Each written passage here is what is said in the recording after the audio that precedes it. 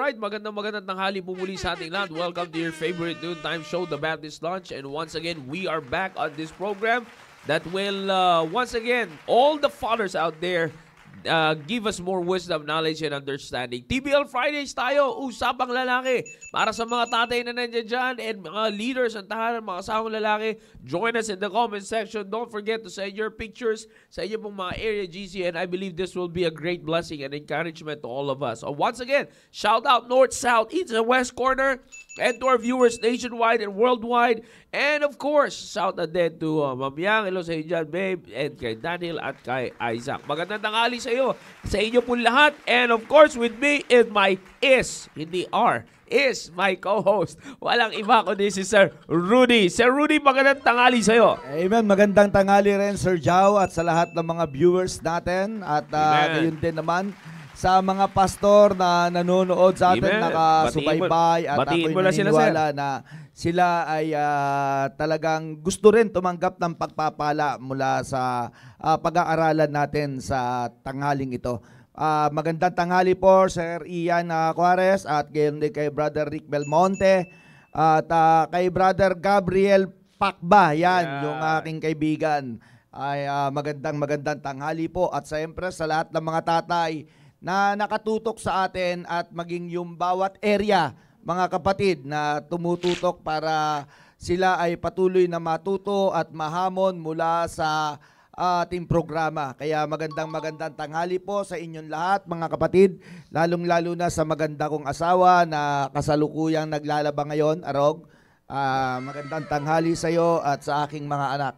Ay magandang tanghali po sa ating lahat. Yeah, amen. And of course, Sir Rudy, straight to the point tayo. Yes, sir. TVL Fridays, kamusta na ang Christmas season natin? Yeah. Of course, simula na ang Christmas season. Kamusta ang Christmas season ng bawat isa po sa atin ngayon? At ako'y naniniwala na it's very important, no? It's very important na bawat sa po sa atin magtuon ng pansin dito. Katulad sa mga nakaraan na pinag-uusapan na po natin. Yes, sir. Di ba? Sir Rudy, sa mga nakaraan na pinag-uusapan natin, napaka-importante na makita natin, no? And makita natin na meron talaga tayong nailalagay, meron tayong naipupundar sa ating mga sarili, at higit sa lahat para po sa ating mga pamilya. Sabi nga natin, maganda yung mga pinag-uusapan po natin dito eh. And ako'y naniniwala na ito po'y magiging malaking bahagi para sa bawat isa po sa atin ng mga tatay. Lalo-lalo sa mga prinsipyo pinag-uusapan natin. Because responsibility, we're talking about responsible fatherhood on this Christmas season. Di ba? Sir Rudy, no, pagtingin sa bagay na ito, alam natin na one of the things that we have to do is to protect. Yes, sir. Ito, Sir Rudy, no, bagamat alam naman po natin lahat that Joseph is not the father, no? Yeah. Is not Amen. the father. Ulit ko lang po, ha? He is not the father. He's the husband of Mary, but he's not the father of Jesus. At inuulit ko lang ulit. Yeah. Ang wise men na tagpuan ng mga bata, hindi po sa manger. Okay? Kasi baka mamaya may lumabas na naman sa presentation na sa wise men. Tinagpo si Baby Jesus sa Baby Jesus eh. Dapat child na. Sa wise man, child. Sa manger, yung shepherd. Yun. Okay. Mahirap na. Baka may lumabas ulit eh. May nakawala nun last time eh. Well, anyways, tuloy-tuloy tayo sa Rudy. Bagamat alam naman po natin mga kapatid na hindi si Joseph ang ama ng Panginoong Jesucristo, but because he was given the responsibility to may malaking bahagi din sa Rudy, no? May malaking bahagi at may malaking papel din si Joseph dito bilang tumatayong asawa ni Mary. Yeah, amen. Okay? So makikita natin dito, mga kapatid. Tingnan niyo po, ha. Gustong makita dito that he has a part on assisting Mary or being with Mary, staying with Mary doon sa pagkakataon ng kanilang flight into Egypt. Yes, you sir. see, sabi dito sa Matthew chapter 2 verse number 13. Okay? And when they were departed, behold, the angel of the Lord appeared to Joseph in a dream, saying, Arise, and take the young child and his mother, and flee into Egypt. And be thou there until I bring thee word. For Herod will seek or Herod will seek the young child to destroy him. When he arose, he took the young child and his mother by night and departed into Egypt and was there until the death of Herod, that it might be fulfilled which was spoken of the Lord by the prophet, saying, Out of Egypt have I called my son. So makikita natin dito sa Rudy, Joseph made as the husband of Mary. Joseph made or played a great role to preserve, no? He played and made a great role to preserve, or not only to preserve, but to protect. You see, ang pinag-uusapan natin dito is to protect. Protektahan ang protektahan the young child. Yeah. You see, alam niyo po, and the instruction, ang magandang makita natin dito, husbands, fathers, the instruction na nakuha niya is from the Lord, from God Himself. You see, the angel of the Lord, sabi, messenger na naman, Sir Rudy. Yes, sir. He was given instruction by the messenger. Yes. Joseph, the husband of Mary, was given instruction by the messenger to what? To protect, to where to bring the young child and Mary, his mother, to para sila po ay protektahan at against the plot of King Herod. Sir Rudy, magandang example ito. Magandang picture ito para tingnan ulit natin sa mga tatay na nandiyan dyan. Kung na makita natin, makilala natin na maigi or mausisa. Yeah, ma-check na mausisa natin na maigi. Kung tayo ba ay in the same position with Joseph on this Christmas season. Amen. You see, wow. One of the things that we have to take note is that how does Joseph protect? How does Joseph preserve? How does Joseph not only protect and preserve, but how does Joseph play his role to keep the young child from the plot of Herod? You see? Now, ano naman yan in our conditions, Sir Rudy, no? Prayerfully. Marami po tayong mga fathers that are watching right now. Again, shout out to all the South Border fathers. Nakalimutan ko i-shout out sila. Nag-send na ng picture dito. Sir Jacob, Sir Michael, yan. Shout out sa mga kasama sa trabaho dyan. And sa mga hindi pa nagsisend ng picture dyan, send your pictures that you're watching sa mga fathers. Malaking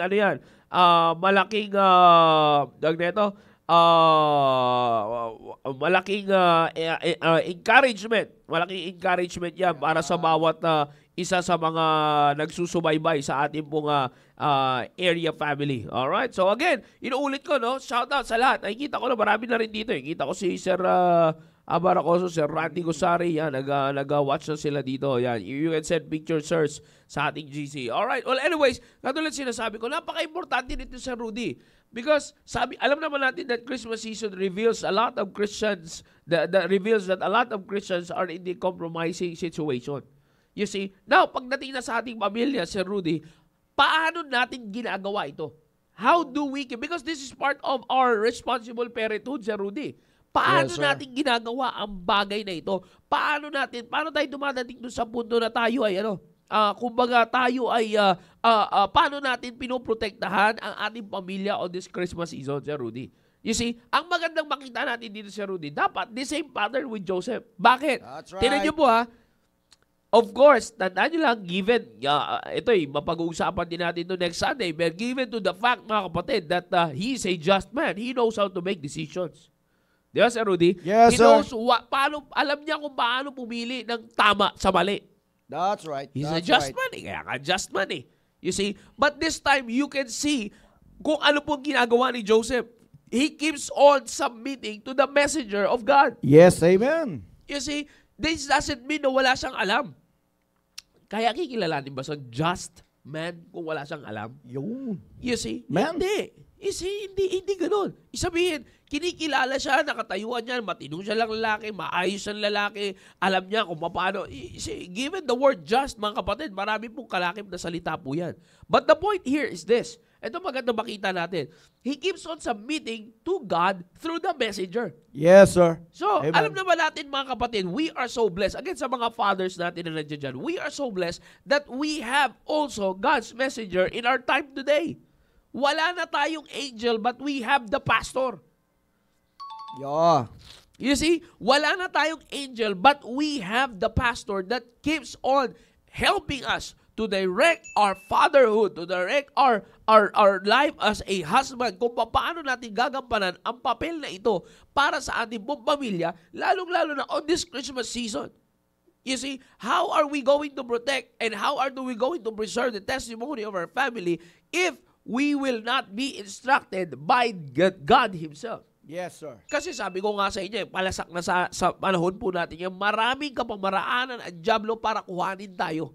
Yeah. Maraming kapamaraanan ang dyablo para ilayo tayo. But again, para makita natin yan, we need God.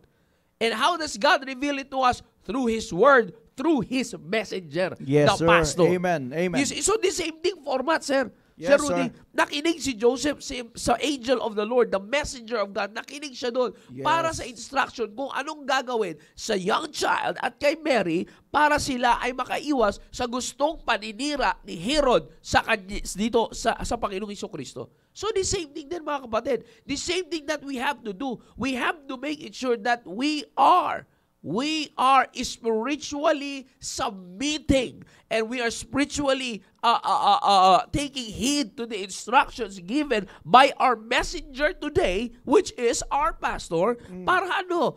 Para patulungan tayo na protektahan at ma-preserve ang ating pamilya against Herod, against the world. That's right. That's you see, right. the world is King Herod today. Yan. On this situation, on this season, the world is King Herod. Gusto niyang patayin ang maraming Kristiyano. Yes. Gusto niyang patayin si Kristo sa maraming Kristiyano ngayon, Sir Rudy. Yan. You see that? O, akalain niyo po yan, mga kapatid. Kaya nga kung hindi po natin gagampanan at hindi tayo magiging sensitive sa instructions na binibigay ng Panginoon, ng Diyos, through the messenger that He is using para po sa atin, mga kapatid, we will fail to protect the child. We will fail to protect the young child. Kaya nga, mga kapatid, pinagpala tayo, mga kapatid. No? Sana maraming mga tatay pa naka-break ngayon that you are watching right now. I know you can watch. Yeah. We know you can watch. Giovanni Zapatose, nandyan na, brother. Yeah. And marami po nandito. Sila Sir Cesar. Marami nandito. Marami mga fathers na rin nandito. Brother Jeniel Magaloy, nandiyan dyan. Di ba?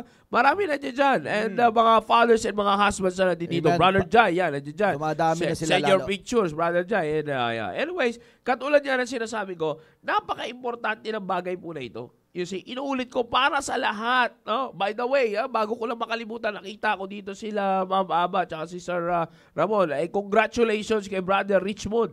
At kakagraduate lamang niya sa kanyang pagiging Navy ngayon. Lihiti mo na siyang Navy officer. Yeah. Congratulations sa iyo, brother. Keep on adhering to the Word of God. Baka malimutan din natin si Jero Suniga. Graduate na din, sir. Yun. Amen.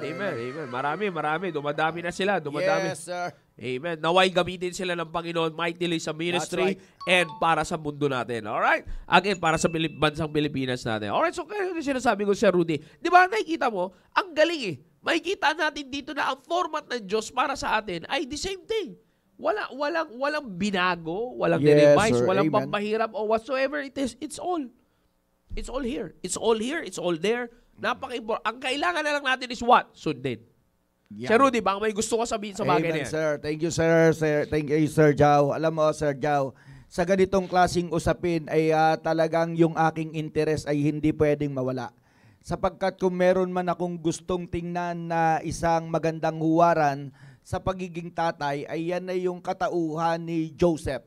Tunay na do hindi siya ang natural father ng ating Panginoong Jesucristo, pero tandaan natin, siya naman ang tumayong legal father ng ating Panginoong Jesucristo ayon sa batas. Amen, mga kapatid. Kaya nga sinabing legal. At ang pinakamaganda dito, do hindi niya tunay na anak ang Panginoong Jesucristo as a natural father, pero talagang nandoon, mga kapatid, yung presensya ng pagiging tatay sa kanyang pamilya. Ano po? Ipinakita niya yan sa pamamagitan ng pagproteksyon niya sa kanyang pamilya. At dahil na kanyang gustong ingatan ang kanyang pamilya, ginawa niya ito sa wala niyang sawa na pagtanggap ng mga guidance ng Panginoon sa kanya. Siya ay nagpatuloy na naging receptive sa mga guidance ng Panginoon sa kanya. Una, yung kinausap siya ng angel na patungkol sa pagdadalang tao ni Mary. And then etong pangalawa ay yung pagproteksyon niya na sila ay dalhin niya ang kanyang pamilya tungo sa Egypt para nang sa ganon ay maproteksyonan laban kay King Herod. So makikita natin mga kapatid, doon pa lang sa talatang iyon, makikita natin na siya ay nagpapatuloy na gusto niyang tumanggap ng guidance ng Panginoon para mas patuloy niyang maingatan ang kanyang mag-ina. Amen, mga kapatid? So dito, sa bilang katayuan naman sa atin bilang mga tatay, mga kapatid, yan din ang magandang ugali na hindi tayo magsasawa na tayo ay laging mag-aas o magiging sensitive para sa pagtanggap ng guidance ng Diyos sa atin. Amen. Okay? Kasi tulad ng sabi ko nga, tayo naman mga tatay, ang gusto natin po ay maproteksyonan ang ating pamilya. At lalo na sa kapanahonang ito, sa season na ito, maging sensitive tayo kasi kung hindi tayo magiging sensitive pagdating sa idiri-reveal ng Panginoon sa atin kung paano natin mapoproteksyonan ang ating pamilya, ay sigurado na magkakamali po tayo. Kaya nga, mahalaga na ang isang tatay ay nakikinig na mabuti, andoon yung sensitibo sa revelation ng Panginoon sa paggamit ng pastor, kaya nga binigyan tayo ng pastor upang sa ganon siya rin ang mag-reveal sa atin o isabihin sa atin kung ano yung mas makabubuti para sa ating pamilya. Sabi ko nga, doon pa lang mga kapatid ay sundin na po natin. Huwag tayong magsawa na tumanggap at lagi tayong dapat longing tayo na tayo ay tatanggap ng mga payo o ng mga bagay-bagay na para sa ikabubuti ng ating pamilya. At masasabi ko na ito si Joseph, isang magandang huwarang tatay. Sabi nga nila, he is a just man, though siya ay karpintero, katulad na sinabi ko before, wala sa trabaho yan mga kapatid, kundi nasa pagtupad ng responsibilidad na ibinigay ng Diyos sa atin. Special, as I have said, special po ang responsibility na ibinigay sa atin ng Panginoon. Tayo'y binigyan ng karapatan o opportunity na mag-lead ng ating pamilya. Therefore, kung tayo ay may responsibility para gampanan ito, ay tumanggap tayo ng guidance ng Panginoon at hindi natin pwedeng iisang tabi sapagkat ito yung ito yung plano ng Diyos sa atin, mga kapatid. Tandaan natin, napakahalaga kapatid na naunawain natin na ang Diyos ay may plano para sa kanyang mga anak. Kung ang Panginoon Hesukristo ay pumunta rito sapagkat tayo ang rason, pero ito sabi nga ni Sir Joe, ito yung kanyang season, pero tayo ang rason, mga kapatid. Tandaan natin na ito rin ang manifestation na ang Diyos ay may plano talaga sa atin. Yeah. May plano ang Diyos na gusto niyang mangyari para sa kanyang mga anak. At kung tayo ay hindi magiging sensitive o hindi po tayo magiging aware sa mga plano ng Diyos para sa ating pamilya, masasabi kong magkakamali isang araw tayo. Kaya wala pong magandang gawin, mga kapatid, kung ako po ang inyong tatanungin. Ang aking natutunan, lagi, sabi ko nga, ako'y nagpapasalamat sapagkat meron akong simbahan na inilagay ng Panginoon o binigay ng Panginoon sa akin. Meron tayong pastor na ibinigay ng Panginoon sa atin. Alam niyo po, mga kapatid, ang tangi kong laging itilalagay sa isip ko ay yung sundin yung plano ng Diyos sa buhay ko. Amen? Mga kapatid, kaya nga kung ano yung plano ng Diyos, ay patuloy ko lamang yang susundin. At wala na pong mahirap doon, mga kapatid. Susunod na lamang tayo. As I have said, ang simbahan ay meron ng magagandang plano para sa atin. O ang ating pastor, meron ng magandang plano. Kung paano ang Diyos ay nangusap kay Joseph sa pamamagitan ng angel upang sa gano'n maproteksyonan niya ang si Mary at maging ang Panginoong Hesukristo, ay ganun din naman ang gusto ng Diyos sa atin. Manatiling protektado ang Panginoong Hesukristo sa ating puso at sa ating pamilya. Upang sa ganun, mas patuloy na mangyari ang plano ng Diyos sa atin. Mga kapatid, kasi ang pinakasabi nga ni Sir Joe kanina, ang gusto ni Herod ay patayin si Kristo sa puso ng bawat isa. Amen. So, iyan ang gusto Kung si Herod ay after dito sa kapanganakan ni Mary para mawala si Kristo, Hanggang ngayon, mga kapatid, sinasabi ko po sa inyo, si Herod ay after pa rin na mawala ang Panginoong Jesucristo sa puso natin. And now, being a father, mga kapatid, katulad ni Joseph, tayo naman ang may responsibilidad para ingatan din ang ating pamilya, ang ating mga anak, upang sa ganon manatili naman ang magandang plano ng Panginoon sa ating buhay, especially sa pagkakilala sa ating Panginoong Jesucristo. Kaya nga sinasabi ko, proteksyonan mo at patuloy kang tumanggap. Patuloy tayong tumanggap ng mga advice, ng mga turo ng ating pastor, upang sa ganon, yung plano ng Diyos ay patuloy na mangyari sa atin.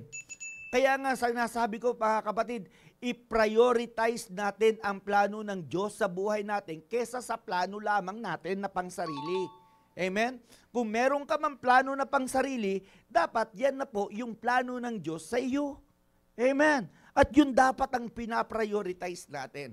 At katulad ng sabi ko nga lagi ko nababanggit, mga kapatid, yung mga anak natin, marunong po yan silang sumunod. Lalong-lalo na kung ipinapakita natin yung kagandahan ng magagandang plano na meron po tayo. Okay? So yun ang pinakamahalaga doon, mga kapatid, ay maipakita talaga natin yung magandang plano natin sa kanila at hindi po tayo mahihirapan na ipaliwanag sa kanila ito sapagkat ako'y naniniwala na sila rin naman ay katulad natin, meron na ring salita ng Diyos na tinanggap. Amen, mga kapatid? So, ang kailangan lamang tayo bilang isang tatay ay patuloy din natin maipaliwanag, maipakita sa kanila, maituro sa kanila na talagang dapat mangyari ang plano ng Diyos sa buhay natin. In fact, sa totoo lang, mga kapatid, walang plano ang Diyos na ikasisira natin. Ang plano ng Diyos talaga ay patuloy pa tayong pagpalain. Amen, mga kapatid? At dito nga, sabi ko nga, ang kailangan natin gawin, i-prioritize natin ang plano ng Diyos sa buhay natin. At patuloy po tayong mag-submit dito po sa plano ng Diyos sa atin. Mag-submit po tayo. Patuloy lang nating sundin, mga kapatid, ang nais ng Diyos ipagawa sa atin. At patuloy po tayong handang tumanggap, mga kapatid, handang tumanggap at nagpapatuloy na tumatanggap ng mga payo, ng mga guidance ng gusto ng Panginoon sa atin. Kasi kung paano si Joseph, mga kapatid, kung paano si Joseph nag-aabang, yun masasabi ko nag-aabang ng guidance ng Panginoon, kung paano i-reveal ng Panginoon sa kanya, at siya'y willing sumunod, ganun din naman tayo, mga kapatid. Abang-abangan din natin at tayo rin naman ay willing dapat sumunod kung ano man ang i-reveal ng Panginoon sa atin para sa ikatututo pa at ikabubuti pa ng ating pamilya. Amen? So, I do believe, mga tatay, sabi ko nga, yung plano mo, yan din yung plano ng Diyos sa iyo. Yeah. Kaya nga, i-prioritize mo na yung plano ng Diyos sa iyo upang sa ganon ay hindi ka na mas maguluhan. Kasi, tingnan ninyo, iba ang kamon talaga ng mundo. Lalo ngayon, mga kapatid, katunayan, meron ka ng plano, pero meron pang plano ang mga kasama mo o yung iyong mga kasambahay. Kaya kung hindi kayo mag-i-stick sa isang plano, which is yung plano ng Diyos, ay sigurado mamimislead po tayo. Kaya i-prioritize natin yung plano ng Diyos sa buhay natin kesa sa personal nating plano lamang. Kaya nga kung meron kang plano, ay yung plano na ng Diyos ang gawin mo. Yun ang pinakamaganda roon. At katulad ng sinabi ko, muli mga kapatid, magpatuloy lamang tayong tatanggap. Magpatuloy lamang tayong maging receptive ng mga revelation ng Panginoon para sa ikabubuti pa ng ating pamilya. Sapagkat ito ang nais ng Diyos sa atin. Ito yung gusto niyang mangyari sa atin.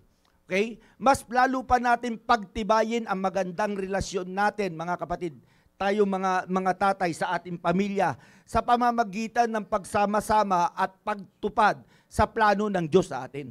Yun yung sinusunod natin. Kasi mas mai-enjoy po natin yung mga bagay na yun eh.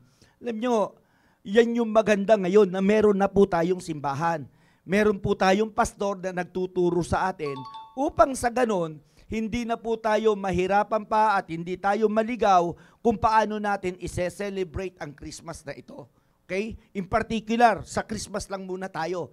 Pero tulad ng sabi ko, kung tayo po ay may magandang plano at susunod sa ating pastor, ay maniwala po kayo, mas mai-enjoy po ninyo ano man meron po tayo.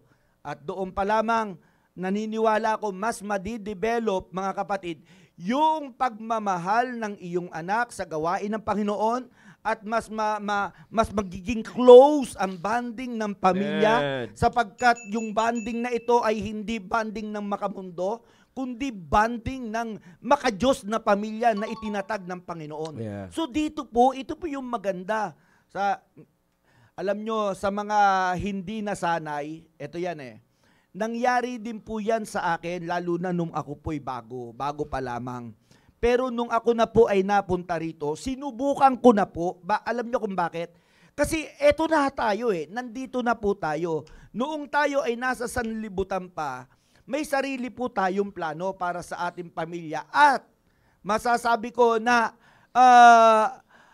naging regular mo nang ginagawa yun taon-taon. Pero nung tayo ay napunta na dito sa simbahan, meron nang nagtuturo sa atin na mas maganda ang plano kaysa sa naging plano natin noon. Kaya mga kapatid, sinabi ko, ngayong nandito na ako, susundin ko na lang yung plano ng simbahang ito sapagkat yun ang plano ng Diyos sa akin. Kasi kung meron mang i-reveal, sabi nga, kung meron mang i-reveal na magandang plano ang Diyos sa buhay ko at sa pamilya ko, sigurado yan, dadaan din yan doon sa pastor ko. At hindi po tayo magkakamali doon dahil yan ang ibinigay ng Panginoon na maging angel ng buhay natin. Okay? Siya yung messenger na natin ngayon mga kapatid. Siya na yung nangangasiwa sa atin para maproteksyonan din tayo bilang pamilya, mga kapatid. At kung ikaw naman, tatay, hindi mo pa nasusubukan yung ganitong uri ng pag-celebrate ng Christmas, ito na yung pagkakataon, inire-reveal na sa iyo ng Panginoon na gawin mo na to. Makiisa ka na sa magandang plano na meron siya. Kaya sundin mo ang plano, patuloy tayong tumanggap sa magandang plano ng Diyos, sa revelation ng Diyos sa atin, mga kapatid. Sigurado po yan, hindi po tayo sasala sa bagay na yan. At patuloy pa nating mas mai-enjoy ang celebration ng Christmas nang hindi po nako-compromise ang ating reputasyon, ang ating testimony na iniingatan of course din natin. Kaya please, tutukan natin ng mabuti. Kasi iba't iba talaga kabilaan ang celebration ngayon Pero meron po tayong maganda plano. Ang tanong ko lang dyan mga kapatid, ikaw ba ay handang makiisa sa plano na ito ng Diyos sa iyo? Amen? O babaliwalain mo pa rin at babalik ka uli doon sa una mong plano na lagi mo nang ginagawa. Mga kapatid, nangyari na yan Ngayon, bakit hindi mo naman ibahin na sundin mo ang magandang plano ng Diyos sa buhay mo? At bilang pag-protection na rin yan sa iyong pamilya upang sa ganun hindi po sila magkamali. Right. Amen, mga kapatid? Yun yung maganda doon kasi patuloy na nire-reveal ng Panginoon yung kanyang magagandang plano para sa atin sa pamamagitan ng pagtuturo niya o pagbibigay niya sa ating pastor at itinuturo naman niya sa atin. So yun po yun, mga kapatid. At kung tayo lamang ay magpapasakop lagi din dito sa men of God na ibinigay ng Diyos sa atin, sa ating pastor, ay sigurado, pakikinabangan po natin ang mga pagpapalang ito. Amen. Pagpapala ko, sinabi ko po, pagpapala. Kasi pagpapala po talaga sila na ibinigay ng Panginoon sa atin. Kaya lang hindi natin na-enjoy kasi ayaw mo mag-submit Di ba? O di kaya may reservation ka pa, magsasubmit ka ayon lamang sa gusto mo. Pero kung kailan naman yung pinaka-importante, ayaw mo nang isubmit, mga kapatid. Please, pagpapala yan ng Panginoon sa atin. Kaya sikapin natin na tayo ay laging nakikiisa. Andito nga, tulad nito, may programa tayo. Baptist Lunch, mga kapatid. Baptist Lunch. At salamat sa Panginoon. Kasi may mga tatay na patuloy na nanonood sa atin. At may mga magulang, may mga nanay, mga kapatid. At andyan din, may mga kabataan.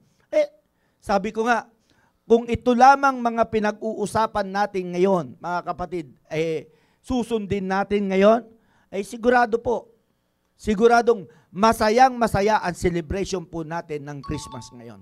At mas mai-enjoy mo ang tinatawag na Kristiyanong buhay sapagkat yan yung plano at revelation ng Diyos sa iyo.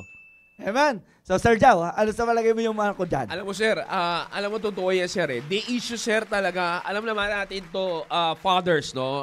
Again, not only fathers, as husbands, let's be manly on this matter. Let's be, Sir Rudy, Yes, let's sir. not be, maganda ng precise at maganda itong sasabihin ko. Let's be spiritually manly. Tama ba yun? Magpakalalaki tayo, spiritual tayo, magpakalalaki tayo spiritually. You see? Amen. Kasi pwede tayong magpakalalaki sa sarili nating angas eh. Aha. Di ba? Alam naman natin, shout out sa all the fathers. So, I know. Gusto ko yun. Gusto ko sinabi mong yan. Mag-comment down tayo. Mag-comment down tayo dyan sa comment section natin. Pwede tayong magpakasabi natin lalaki. Kaya natin gawin yun. Aha. Pwede tayong magpakalalaki sa sarili nating angas. Pero pag nilagay natin yung pagkalalaki natin sa spiritual na bagay, alam natin tanggal yung angas. Yeah. Tama ba, sir? Tama. Ang Amen. nangyayari sa Rudy, alam natin ng mga fathers alam natin na pag nilagay natin ang sarili natin sa kondisyong espiritual, hindi tayo maangas. Puro bangas. alam mo, tanggapin natin yung katotohanan. Puro tayo bangas. Wala tayong angas. Kapag nilagay natin sa tamang kalagayan, yung ating pagkalalaki. And Tama. ito na Amen. yung the best part na mapatunayan talaga natin sa pamilya natin, sa asawa natin, ang pagiging lalaki natin ng tahanan sa pamamagitan ng humble submission sa Panginoong Hesukristo. Amen. You see, humble submission sa itinuturo ng Panginoong Hesukristo. Ito yung, dito tayo, dito tayo tagilid. Marami tayo, tanggapin natin. Pare-pares naman po tayong lalaki. Ganito si Rudy, dito ako, di ba? Tanggapin po natin na minsan, maangas tayo, dala ng ating emosyonal. Pagiging emosyonal. Come on. Di ba? Yes, sir. Pagka may na-preach sa pulpito, dyan tayo maglalabas ng angas. Depende naman yan. Diba? Angas May sarili tayong, hindi na pride Let's direct into the point. May sarili tayong angas na pinapakita sa Diyos. Aha. Nakakala natin, maaangasan natin yung Diyos. Di ba? Parang ang pangit sa salitang kanto, di ba? Pero yun yung nangyayari po sa atin. Kaya nga tingnan nyo po, pagdating sa anak natin, di ba? Angas ang dating natin Pero pagdating sa pagdidisiplina at pagkukontrol ng anak natin on this Christmas season, wala tayong angas. Diba? Minsan, sa totoo lang, yung yung tatay, pinapayagan talaga nila yung kanilang anak na dadalo sa isang party na makokompromise ang pagiging Kristiyano ng bata. Yan ang At sinasabi hindi ko. nababantayan Yeah. Totoo yan. Alam mo, sir, hindi biro yung bagay po na ito Ito yung isa sa mga bagay na kung saan talaga namang makikita natin dito kung nasan talaga yung pagkalalaki natin. You see, dito natin Yung protection na higit na kailangan ng ating mga anak sa oras ng ganong klaseng sitwasyon ay That's higit right. nilang kailangan. Yeah. Kaya nga yung reminders natin, Sir Jao, doon sa ating mga anak bilang tatay ay hindi dapat nating inaalis. Mas hinihigpitan natin sapagkat ayaw natin silang magkamali at makompromise sa isang bagay na hindi dapat. Yeah. Ang nangyayari kasi is that, ang nangyayari kasi sa Rudy, dumarating tayo sa punto ng buhay natin na parang akala natin, pinakikialaman na tayo sa buhay ng pamilya natin. Yun ang akala. Yeah. Yun ang akala nila. Yeah. Which is, sa totoo lang, yung sinabi ko kanina, na dapat sa halip mong pinakikialaman, dapat i-convert mo yon na yan ay pagpapala. Yeah. Bakit? Kumbaga, Kasi may concern. Yes, may that's magandang plano. Napapalitan natin ng pinakikialaman yung pinag-iingatan. Oo, yun. Diba? Nakalimutan natin yung part na kung meron mang mag-iingat sa pamilya natin ng mas higit pa sa ginagawa natin, Diyos yun. Tama. Amen. Amen. Hindi tayo yun. Oo. Diyos yun. Kaya nga, kung Diyos man ay magturo using the messenger, Yes. using our angel today, Yeah. the representation of our angels today is none other than the pastor. Yes, sir. Yes, sir. You see, sino mang ginagamit ng Diyos as His messenger to give us the message. Yes. You see, nais ko, sabi ko nga, ito po, hindi namin nililevel ni Sir Rudy, sarili namin kay Pastor. Ito yung galing mula, alam mo naman yan. Yes, sir. Nanggaling mula po ito sa bibig ng ating mahal na Pastor. Kami lamang po ay katiwala ng extension lamang po kami ni Pastor. That's right. Amen. Ang dala-dala po namin sa area as area leaders na pag magsasalita sa inyo ng salita ng Diyos ay extension po yan ni Pastor. Kaya nga hindi kami pwedeng gumawa ng sarili naming prinsipyo na ituturo sa inyo. Na kaya lang namin po sinasabi sa inyo because through the pastor, through us, we are here not to put you down but to lift you up and also wake you up na magsama-sama tayo, maging matibay spiritually at mas maging matapang biblically.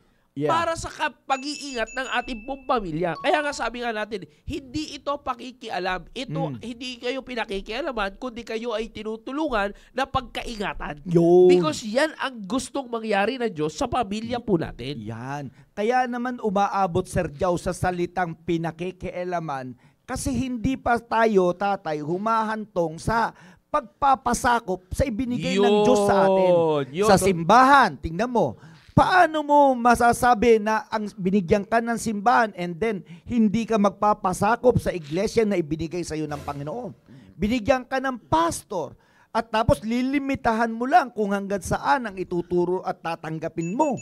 So doon pa lang kaya nagiging kabigatan kasi hindi pa talaga tayo totally nagsasubmit. Pero kung totoo tayong nagsasubmit, sasabihin ko po sa inyo, anumang bagay na nagbibigay ng concern sa iyo, ma-appreciate mo. Lalong-lalo na ang ating pastor. Kaya nga, magpapasalamat ka ng gusto sapagkat may simbahan ka na ganito. Na, tingnan mo, naging blessing sa iyo. Kaya nga sinasabi, naging blessing sa akin ang Christian Bible Baptist Church sa pamamagitan ng aming pastor. Bakit? Tinanggap mo yung turo, kapatid. Tinanggap mo, kaya natututo ka. At doon pa lang masasabi ko nga, hindi ka pinakialaman, kundi inalaw mo, pinahintulutan mo na mangyari sa iyo ang plano ng Diyos. Amen. That's right. So doon mga kapatid, doon pa lang napakasarap mo ng napakasarap ng tamasain yung pagpapala. Kasi tingnan mo, sino yung mga taong nagsisi? Yung merong mga simbahan, merong simbahan, merong pastor, pero hindi nila sinunod. O, kita nyo po, pansin nyo po, yun yung mga taong may regret sa buhay. At may nagkakaroon ng problema. Kasi alam nila na yung naging desisyon nila ay hindi tumaas sa magandang desisyon ng ating pastor at ng Panginoon. Makikita nyo po. At masasabi ko nga, mas na bumaba ang grade, bumaba ang pagkatao natin dahil na-compromise tayo, bunga ng hindi natin pagsunod. Amen.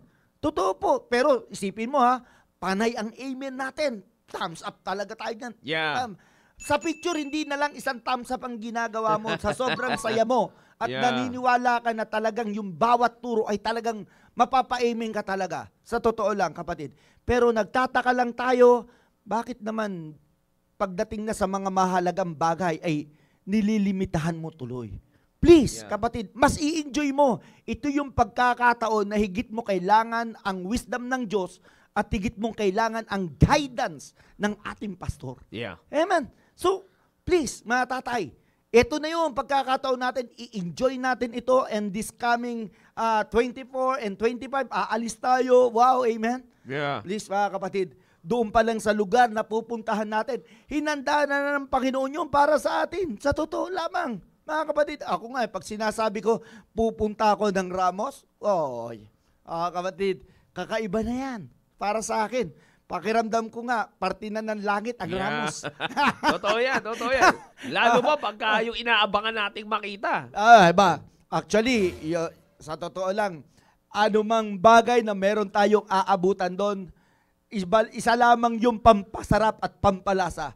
Pero ang higit na magandang magdadala nito, yung fellowship na meron po tayo together with our pastor and with our brethren. Kapatid, yun yung pinakamaganda doon. Bakit? Magtitipon-tipon yung mga anak ng Diyos. Yun yung sinasabi ng ating mahal na pastor, di ba? Ang point natin dito is yung pagtitipon ng mga anak ng Diyos. Gano'n kaya kasaya kung ang isang celebrant, Sir Rudy, ang celebrant, makikita niya na yung nagsiselebrate ay sama-sama. Tama, amen. Di ba? Na pamilya niya. Pamilya. Yun ang maganda doon. ganun, di ba? Yung Yeah. sinasabi natin. Pero ito, again, sinasabi nga natin ito para sa lahat po ng mga fathers out there, sa lahat ng mga husbands out there. Hindi po tayo magkakaaway, magkakabangga. Tayo lamang po ay magkakasama na nagpapalakasan. You see, tayo po ay magkakasama na nagpapalakasan pagdating po. Saan? Pagdating po, walang iba kundi sa ibinibigay po sa atin ng Diyos na prinsipyo ng kanyang salita. Because that's what we need. You see, wala naman pong malakas talaga eh. Hindi po tayo naniniwala dyan. Pwede tayo magpalakas physically, pero hindi po, mas importante physically, but higit na mas mahalaga ang pagpapalakas ng spiritual. Amen. You see, That's right. Maliwalag, sabi ng Biblia, for the spirit of a man will what? Sustain its infirmity. Amen. Ang nagsusustain ng infirmities natin sa ating physical body, it's the spirit. Kaya maganda yung preaching ni Pastor last Wednesday. Naku, fathers, inuulit ko, fathers, kung hindi nyo po napanood dahil wala po kayo last Wednesday, I would like to encourage you all. Ito, naririnig na ito ng aking mga kasamahan sa South Border fathers. Uulitin, i-play ko, isi-send ko ulit yung link na to eh. I hope, prayerfully, yan ay na-upload na natin sa YouTube. Prayerfully. Kasi marami nawawalang mga video sa YouTube. Kaya, pero, isi-send natin yan. Napaka-importante. Di ba, Sir Rudy? Napakaganda. Matalim, pero sabi nga natin, talaga namang bubuhayin yung ating mga dugo. Yes, yan ang sinasabi ko talaga. That's bubuhayin ang ating mga dugo para tayo patuloy. Para patuloy tayong maging malakas. Not only for the physical needs of our family, but much more for the spiritual needs of our family. Palakasin tayo. You see? Kaya nga sabi ko nga si Joseph, tinan nyo, he's a just man. Ang tabayanan niya yan next Sunday. Pag-uusapan po natin this coming Sunday. You see? Kaya ako sinasabi po ito sa bawat sa busatin dahil napaka-importante. Fathers, tandaan niyo po, napaka-importante. Huwag tayong magpaka-sideline at iharap yung mga asawa natin para sa paglago ng pamilya natin. Huwag ganun. Huwag kang magpaka-sideline. Ito, fathers, magti-2025 na. Yes, sir. Yes, sir. Come on. Finally, manly spiritual encouragement to all of you and challenge, fathers. Tingnan nyo kung anong ginagawa ng asawa nyo sa gawain ng Diyos ngayong 2024. Balikan nyo. Tingnan nyo po kung anong activity, anong spiritual activity meron ang asawa ninyo sa gawain ng Diyos. Ilista nyo. Tapos kumuha kayo ng isang papel, ilista nyo rin yun sa inyo.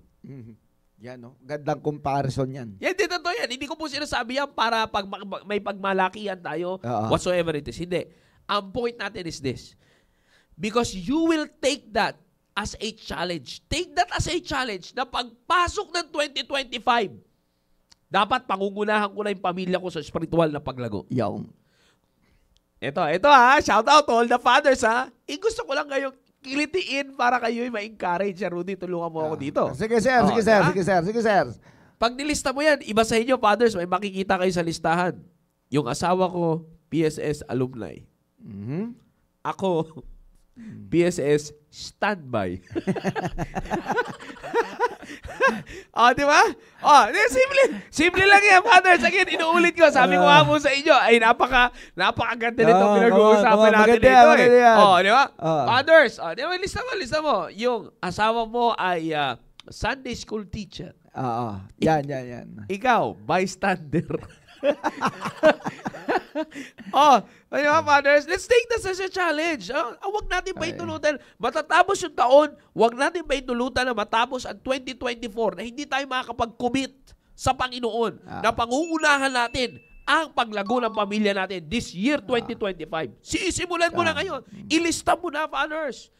Ilagay mo sa rep mo sa nakikita ng pamilya mo. Ito ang prayer ko ngayong pagtapos ng taon na ito at pagpasok ng 2025 sa magpapatuloy ng 2025. Lagay mo na agad doon. Will lead my family in spiritual growth. Dash!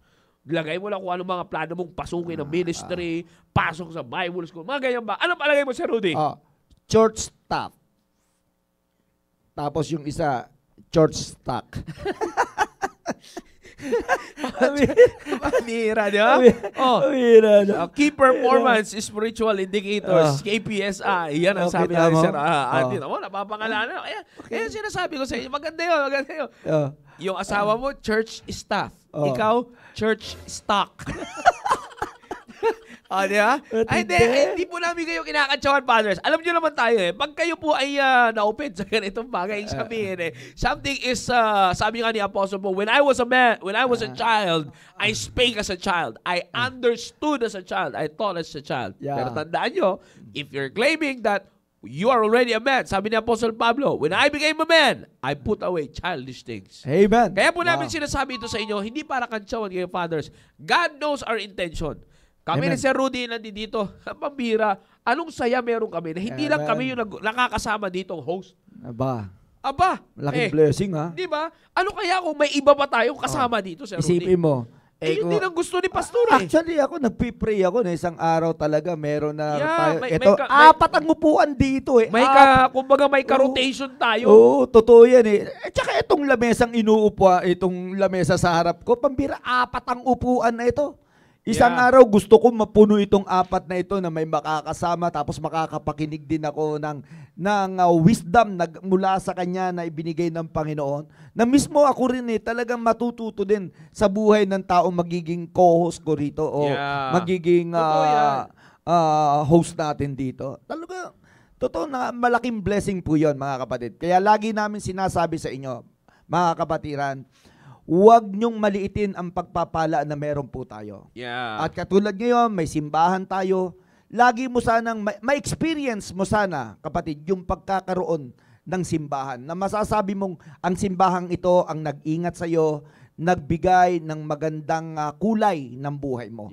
May pastor ka na talagang masasabi mong hindi lang basta pastor, kundi talagang yung pastor mo, napapakinabangan mo, bunga na meron kang close relationship sa Kanya at meron ka rin close relationship siyempre sa Panginoon. Yung nakakapagsabi lamang yan, mga kapatid, yung mga ganon, ay yun yung totoong merong masasabi kong hindi nila idinistansya ang kanilang sarili sa simbahan at sa men of God na ibinigay ng Panginoon sa kanila. That's right. Kaya mas ini-enjoy nila yung blessing na yan, mga kapatid. At tingnan ninyo, ang kagandahan dito sa atin, walang qualification na masasabi na, hindi titingin niya kung ano ang educational status mo.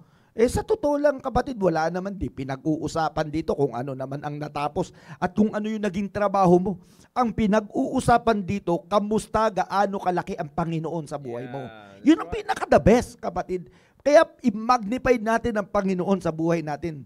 Lalo ngayon. Kasi as I have said, talagang ito yung panahon o ito yung season na talagang kabilaan ang iba't ibang uri ng celebration. Kaya nga kung hindi tayo mag-iingat, as I have said, at hindi ka magiging sensitive sa ipinakikita ng Panginoon sa iyo, nire-reveal ng Panginoon sa iyo, ay mauuwi sa mako-compromise yung magandang testimony mo. Mauuwi yan sa hindi maganda. Kaya please, ingatan nyo rin. Kasi tandaan natin, at saan man tayo naroon, dala-dala po natin ang magandang testimony ng Panginoon. Huwag mong hayaan na yung iyong reputasyon ay madungisan. Dahilan lamang na ikaw ay mako-compromise sa isang bagay na mismo may alam mo naman na merong paraan para makaiwas sa ganyang bagay. So mga tatay, pagpatuloy lamang tayo. At sabi nga ni Sir Jao, magplano ka. Planuhin mo ngayon, i-compare mo yung 2024 sa 2025, magkaroon ka ng personal mong plano for your spiritual growth at involvement sa gawain ng Panginoon. Why not? Bakit? Kasi, sipin mo naman, open naman ang lahat Kaya nga ng iba. I do believe kaya mo rin. Amen? So, dito pa lang sa mga bagay na ito at sa mga huminto, at masasabi ko, pansamantalang huminto, pansamantala, bunga na may na-encounter na malaking traffic, mga kapatid, traffic ng buhay, please, ito na yung panahon para mag-go. Green light na uli. Kapatid, green light na uli. I do believe, naisip na ninyo na pinanghinayangan natin na, dito, hindi ko na, hindi ko, yung pressure na to, hindi ko to nalampasan tong pressure na to Pero alam nyo mga kapatid, yung pressure, pwede mo maranasan yung pleasure sa pressure. Yeah, Amen. that's So right. totoo yun mga kapatid. Tuloy-tuloy lang. Pamira, tuloy-tuloy lang. Sabi nga nila, kapag traffic, dapat humihinto para hindi bumangga.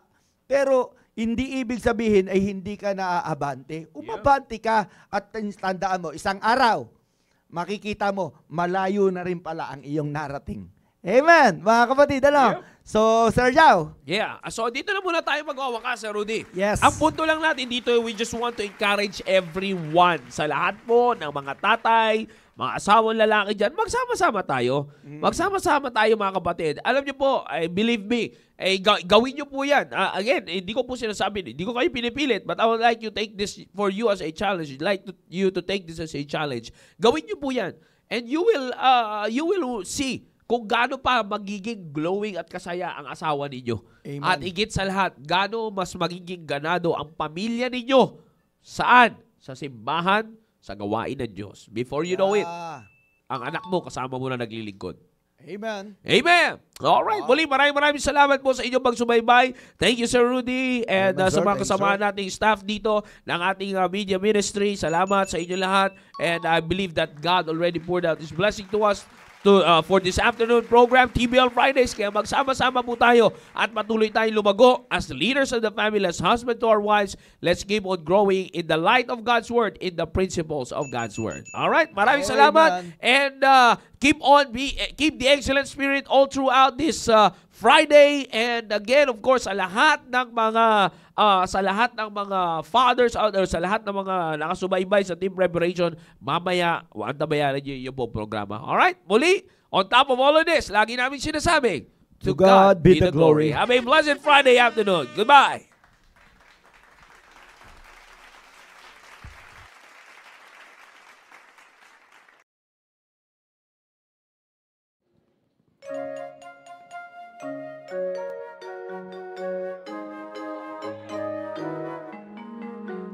Long time ago in Bethlehem, so the Holy Bible said, Mary's boy child, Jesus Christ, was born on Christmas Day.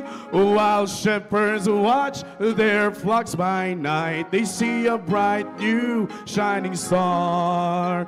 They hear a choir sing a song. The music seemed to come from afar. Hark now, hear the angels sing, a newborn King today. And man will live forevermore because of Christmas Day.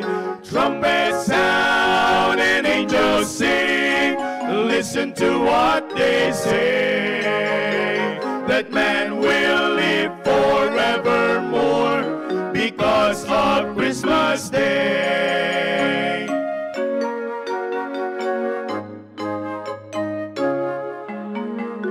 By and by they find a little nook in a stable all forlorn, and in the manger cold and dark, Mary's little boy was born.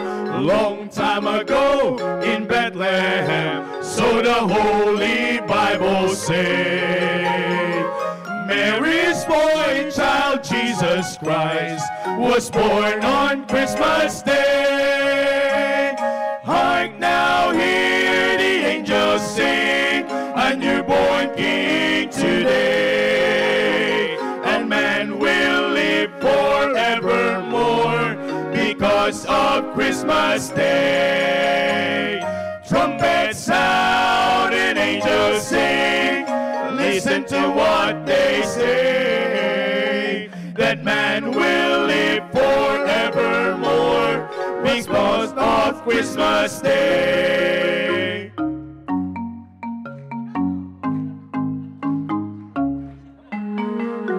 Mary's boy child, Jesus Christ, was born on Christmas Day, and man will live forevermore because of Christmas Day. Because of Christmas Day. Long time ago in Bethlehem, so the Holy Bible say.